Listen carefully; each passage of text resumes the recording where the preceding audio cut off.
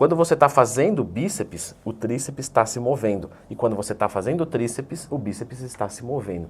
Então fazer bíceps e tríceps no mesmo dia pode ser uma vantagem por ativação. Vamos discutir sobre isso? Lembrando que hoje tem promoção da minha consultoria, tá? Às 6 horas da tarde. Eu vou deixar aqui mais informações nos comentários. Consultoria de dieta e de treinamento. Bom, essa afirmativa do começo do vídeo ela é verdadeira, né? Porque quando você está mexendo na articulação do cotovelo, não importa, né, o que você está querendo ativar, o outro lado está se mexendo. Estou ativando o bíceps, o tríceps se mexe, porque ele está alongando e contraindo. E essa daí é uma premissa do treinamento agonista e antagonista, que promete aumentar os resultados. Só que o que se observou um pouco depois é que fazer essa ativação não tem relevância nenhuma. Porque quando você está aqui fazendo força com o bíceps, ele está fazendo todo o movimento e o tríceps está se mexendo, sabe, de alegre, porque faz parte ali. Mas ele não está ativado, ele não está denso. Tanto é que ele nem fica contraído, né? Lógico que aqui, se eu for de repente pegar um peso, às vezes eu quero estabilizar alguma coisa, mas isso na prática não faz diferença nenhuma. Ó, se eu contrair o meu bíceps, não necessariamente o meu tríceps vai ficar duro. Eu posso deixar ele mole aqui, não tem problema nenhum. Então está subindo aqui, mas está mole atrás. Então você não tem uma vantagem em fazer os dois no mesmo dia.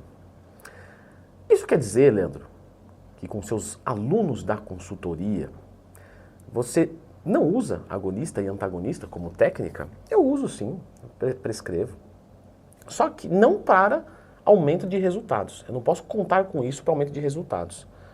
Então para quê? Eu posso contar com isso para economia de tempo. Então eu vou fazer um treinamento muito bom, porque quando eu faço bíceps e depois eu faço tríceps, eu não tenho prejuízo. Né? Só se o cara for muito avançado, treina muito pesado. Mas no geral, você consegue fazer uma rosca direta e uma rosca testa, por exemplo, em conjuntura, sem perder performance, porque são músculos pequenos e o condicionamento cardiorrespiratório está em dia, porque você faz cardio. Que eu já expliquei a importância do cardio no bulk, extremamente importante. Lembra de procurar ler do Twin mais temas se tiver qualquer dúvida. Maravilha. Então, eu posso fazer para economia de tempo. Leandro, eu não cliquei aqui para saber dessa técnica aí não. Né? Tá bom. Eu vou treinar, por exemplo, bíceps e depois tríceps. Posso fazer esse treinamento? É bom? Sim. Vou ter vantagens fazendo isso? Não, não. É só uma divisão de treino, que pode cair bem, como não pode cair bem. Eu começo pelo bíceps ou eu começo pelo tríceps? Qual é a sua prioridade principal? Porque isso é determinante para a escolha do grupamento muscular que você vai começar. O meu bíceps é mais fraco que o tríceps, então começa pelo bíceps. Não, é o contrário, pois então faça o contrário. É importante que você olhe para o seu corpo na hora de prescrever um treinamento. Vamos dar uma situação aqui hipotética? Vamos lá. Mas que acontece bastante. Eu vou fazer, por exemplo, peito e tríceps.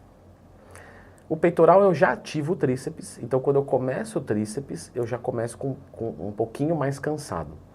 Isso pode atrapalhar o meu desenvolvimento? Talvez, talvez. Se você às vezes tem uma necessidade muito grande de ganhar braços, né? Você fazer peito e tríceps pode ser ruim. Talvez fazer peito e bíceps seja melhor. O que você tem que tomar cuidado é o que você vai treinar no outro dia, ou o que você treinou no dia anterior. Porque se no outro dia você fazer, por exemplo, dorsais e tríceps, pode ser ruim para tudo. Porque aí o bíceps está cansado, aí pode atrapalhar o desenvolvimento do treinamento dorsal, e se for a dorsal antes, o tríceps pode atrapalhar o desenvolvimento do peito, né, dos exercícios de peito. Então, assim, é melhor você agrupar do que deixar um dia antes. Agora, você pode pensar em colocar longe, que aí é o caso do bíceps e tríceps no mesmo dia, só que longe de peitoral e dorsal. Então, por exemplo, eu fiz peitoral na segunda, fiz dorsal na terça, aí, sei lá, quarta fiquei off, quinta-feira eu fiz coxa e panturrilha, e aí, na sexta-feira, eu faço bíceps, tríceps. Né? Leandro, e ombro, trapézio? Não, assim, a gente divide isso também, né? Eu coloco o ombro com peito, o trapézio com costas, alguma coisa assim.